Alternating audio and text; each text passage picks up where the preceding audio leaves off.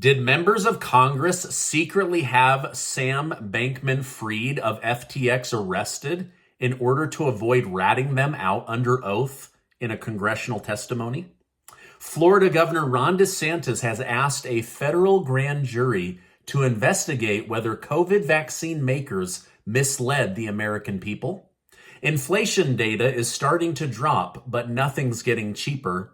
And we have learned more about Twitter's decision to silence a sitting American president. Thank you so much for liking and sharing these videos. It helps me out as a news station. You guys recently gave one of my videos over 20,000 likes. That's more than the Utah Jazz basketball stadium, so thank you so much. Former FTX CEO Sam Bankman-Fried has been arrested in the Bahamas. He reportedly faces charges of wire fraud conspiracy, securities fraud conspiracy, and money laundering. SBF could face life imprisonment if convicted, and it seems he was the only one accused at this time. This has led many to speculate that his ex-girlfriend over at Alameda exposed him to authorities in order to get herself off on criminal charges. Representative Lee Zeldin noted that he was arrested before being able to testify to the House of Representatives. Could this be coming from higher-up members of Congress that took millions and millions of dollars? While this is just a conspiracy theory at this point, let me know your thoughts in the comments down below. Did members of Congress that received over $70 million of stolen money call for Sam Bankman-Fried to be arrested before he could squeal on a national televised congressional hearing? Let me know your thoughts in the comments down below. Now, this is funny, and it's also really sad, but this Sam guy actually asked a judge in the Bahamas to please don't send me to jail because I'm too depressed. Also, I'm a vegan, and they don't serve vegan food. He's too depressed. I mean, you know who else is depressed? The million people you just stole billions of dollars from. You know who else is depressed? The people that you stole their life savings on the promise of a crypto gain and then went and bought $250 million of luxury real estate, including a $16 million house for your parents. You should be depressed. You stole from millions of people. The November CPI report was just released, and it's good information. The year-over-year CPI has dropped to 7.1% instead of the expected 7.3%. Now, it's important to note that inflation is still increasing, but the pace at which it's increasing is starting to slow. Dave Lutz from Jones Trading stated, "The print says one thing, the worst of inflation has likely passed. This validates any anticipated slowing in the pace of Fed interest rate hikes. With the pace of inflation dropping, the Federal Reserve may not want to keep pushing their luck by increasing interest rates every couple of months. If they increase too much, then they will guarantee a recession in the United States. This means that they will likely consider how much to increase versus how much risk they're taking on when it comes to interest rates here in the United States." The fifth installment of the Twitter files has just been released. Reporter Barry Weiss detailed that Twitter decided to fully ban Trump because employees were concerned that people could die as a result of him inciting violence. However, Twitter had a hard time finding an official reason to ban Trump, as his tweets were not clearly in violation of any company policies. And in fact, many of the tweets talked about being peaceful, going home, and being good to the police. At the end of the day, Twitter had to interpret what they thought his tweets meant.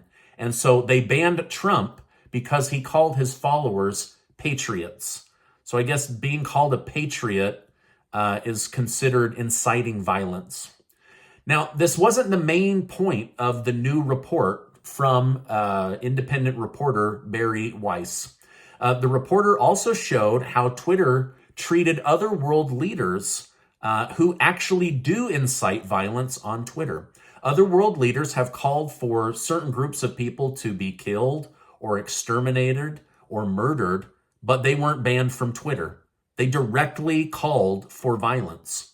This simple fact alone seems to be great evidence that Twitter had bias against Donald Trump, most likely because he was a Republican president and they are a Democrat company.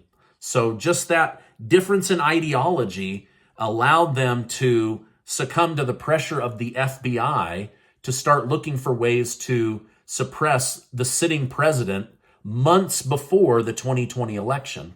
Now, this is interesting. Tom Fitton, who is the president of Judicial Watch, a Washington, D.C. watchdog group, said, "The Twitter files show that the 2020 election was manipulated by one of the largest social media groups in the world." Here's what he had to say. "Elon Musk's Twitter files show Twitter activist employees, without basis, suppressed and censored the president of the United States in the days before the 2020 election. This is damning evidence of election interference." To which Elon Musk replied, "Unequivocally true. The evidence is clear and voluminous." Now, I did find it interesting that Twitter and the FBI were working in tandem in secret meetings a month before the 2020 election on ways that they could suppress or block President Trump. This had nothing to do with January 6th. This was months before. They were looking for any excuse to slow his Twitter account, his reach on the platform, or to kick him off the platform altogether.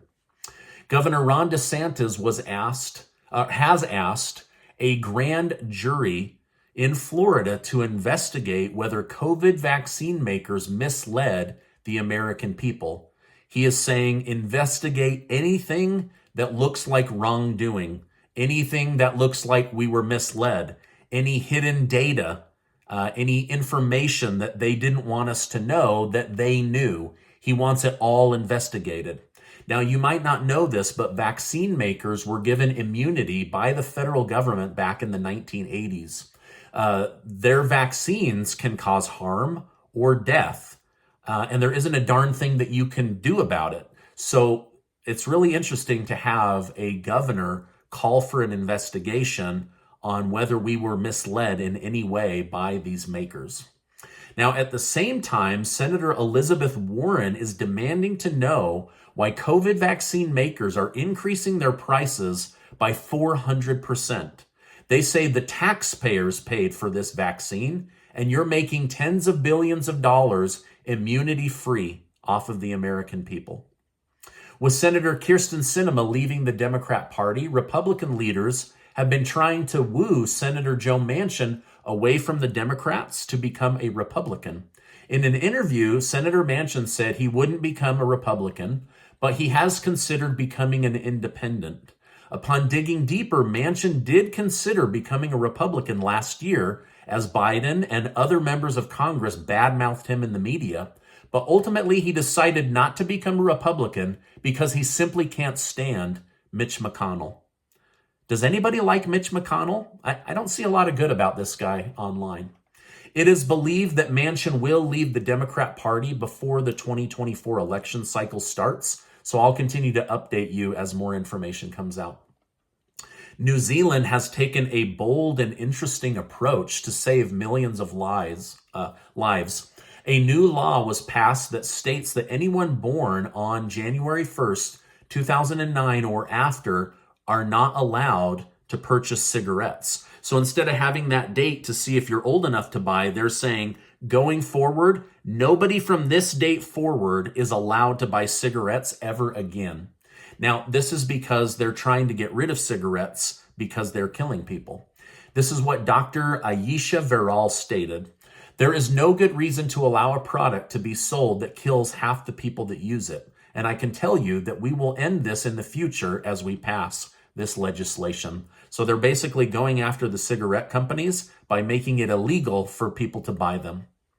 Just after being exchanged by Brittany Griner, the merchant of death, Victor Bout, has joined Russia's Liberal Democratic Party.